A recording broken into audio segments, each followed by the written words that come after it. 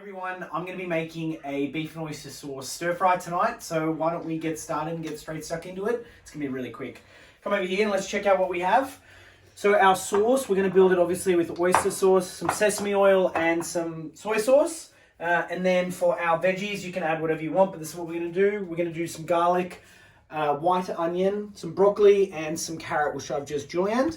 And then I have some steak that I've just chopped up. This was a scotch fillet, so I just sliced it. And in the marinade, there is a teaspoon of bicarb soda, about a teaspoon of corn flour, Shao wine, and dark soy, and and white pepper.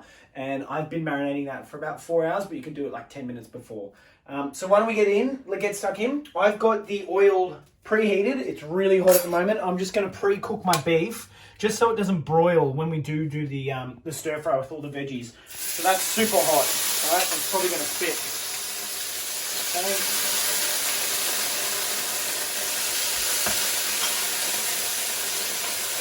So really got to be careful. If you're using really hot oil, it will spit everywhere. It can burn you. And look, if you have more beef than this, you might want to do it in 2 batches, but since it's only one piece, this is just one piece of the scotch fillet, you probably don't need to do it in 2 batches because everything will be able to touch the bottom of the pan. Okay? Look at the spitting everywhere. Jesus, it's very annoying to clean up.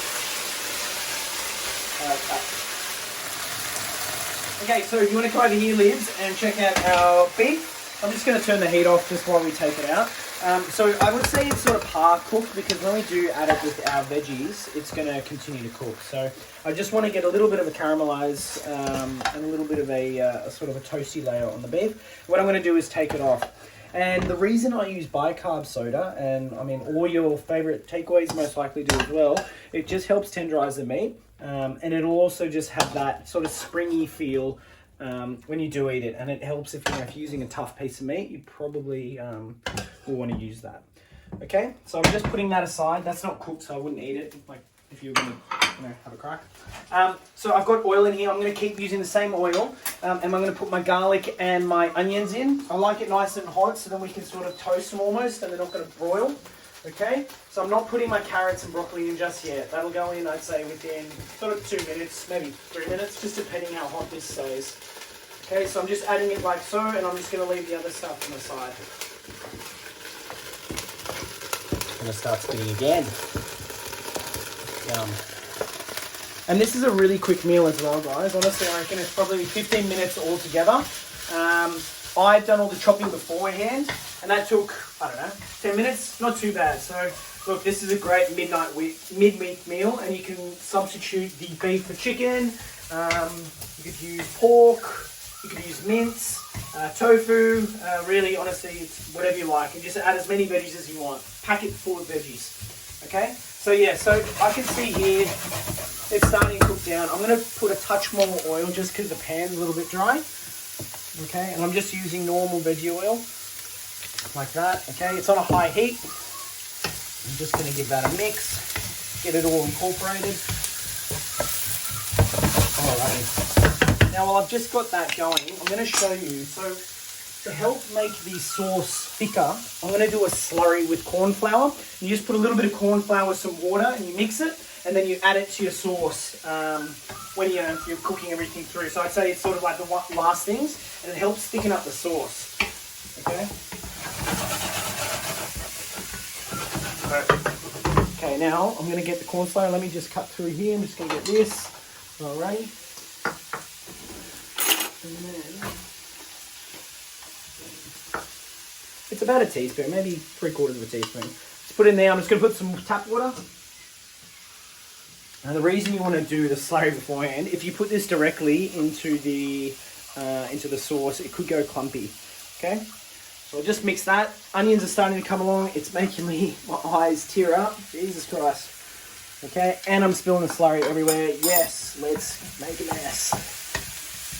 All right, beautiful. So you can see, Liz, look at that. It's sort of starting to cook down a little bit. Smells beautiful.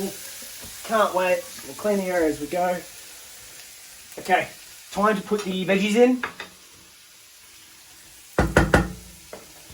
And I've chopped the carrots, julienne. You can chop them any way you want. I just felt like chopping them like that tonight, and they're going to cook a little bit quicker as well. Another alternative way you could do it is you blanch your veggies just before you put them in, so the cooking process has already started. And what blanching is, so you have a boiling pot of water, and you put the veggies in, and with the broccoli, it's just when it turns bright green, then you know to take it out. They're not going to be fully cooked through, but it just means that they don't have to be in here for too long.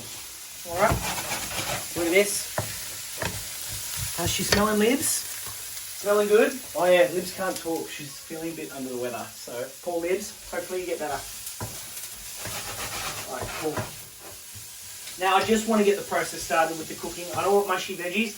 We like the veggies to be nice and crunchy. Okay.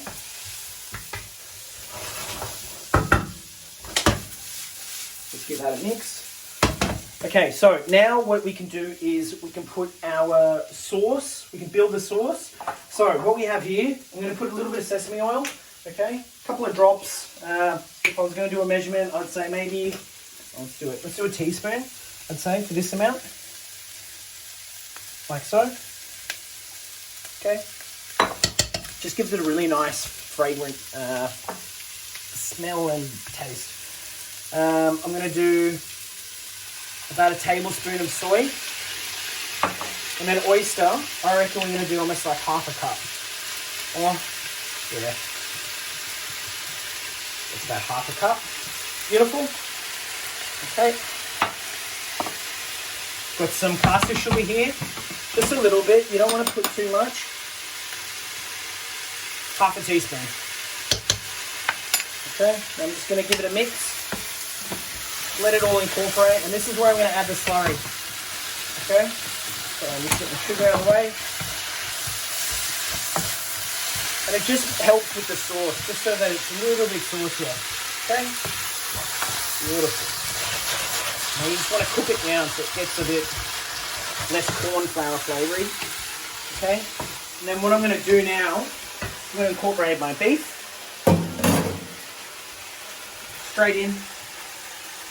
Any juice, you could obviously put it in, but we have a paper towel. Okay? Look at that. How's that looking? Yum. Probably more veggies than beef. So you could probably have more beef and just do the same amount of veggies. Okay. Beautiful. And now, I was going to do it, but you know what? I'm going to put a little bit of dark soy. Do you want to come and check it out while I grab the dark soy lids? It's good. I reckon it's done. And what I'm just going to add is a teaspoon of dark soy. And this is just going to give it a nice dark colour and also help darken up the final sauce. Like so. There we go. Okay, I'm just going to turn the heat off. Beautiful. How good does that look, Libs? Yum. So come in and have a look. So you can see the carrots, all the onion throughout, the broccoli. So this is like, I guess you could call it like takeaway, but made at home. This is really cheap as well to make. You just get you can use any piece of steak. We just had a scotch fillet which was in the freezer, which I hadn't used. But you can use rump, you can use scotch fillet, New York steak. You can also buy just the stir fry strips that are already cut at the supermarket. So really good. Yeah, so I think all up, that was like 15 minutes, I reckon, Libs. Yeah. 15, give or take. 7 minutes without We've been break. filming, yeah, exactly right. 7 minutes all up. We took a few breaks, but look, this is our takeaway beef and oyster. It looks awesome. We'll put a photo up. But yeah, look, thanks for watching. I'm hoping to bring out more content. We've been super busy as of late. But okay, Libs, come and check it out. This is my beef and oyster sauce. All right, so I'm just going to serve it on a bed of rice, like so.